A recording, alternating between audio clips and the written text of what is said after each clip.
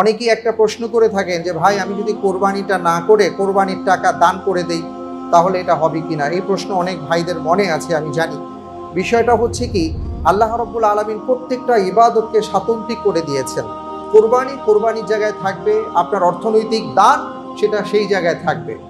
সুতরাং একটার সাথে আমরা আরেকটাকে না মিলিয়ে বরং যেই ইবাদত যেভাবে এসছে আমরা সেইভাবে করার চেষ্টা করি। কারণ দেখুন, আপনি যদি কোরবানি করেন, আপনার কিন্তু এই কোরবানির মাধ্যমে একটা বিশাল সমাজের মধ্যে অংশগ্রহণ আপনার নিশ্চিত হয়ে যাচ্ছে। সেটা কি, কোরবানির মাধ্যমে কিন্তু বিশাল একটা অর্থনৈতিক স্বার্থ জড়িত আমরা জানি। কারণ লক্ষ লক্ষ পশু খামারিরা তৈরি করেছেন।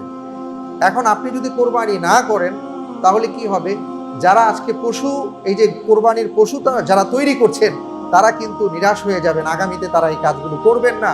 পরবর্তীতে দেখা যাবে আমাদের আবার আমদানি নির্ভর হয়ে যেতে হবে। আর আমদানি নির্ভর হলে আমাদের কি বেগতিক অবস্থা হয় সেটা আমরা ভালো করেই জানি।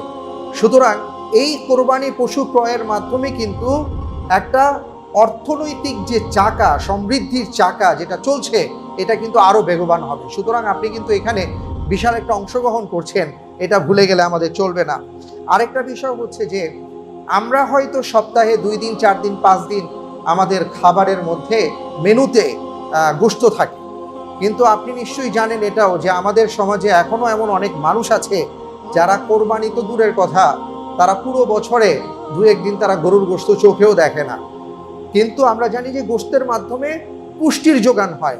তা আপনার আমার মাধ্যমে যারা কোরবানি করছি, কোরবানির মাধ্যমে কিন্তু আরেকজন ভাইয়ের দেহে, শরীরে স্বাস্থ্য এবং পুষ্টির ক্ষেত্রে আমি কিন্তু ছোট্ট হলেও ভূমিকা পালন করছি। এটা যেন আমরা ভুলে না যাই।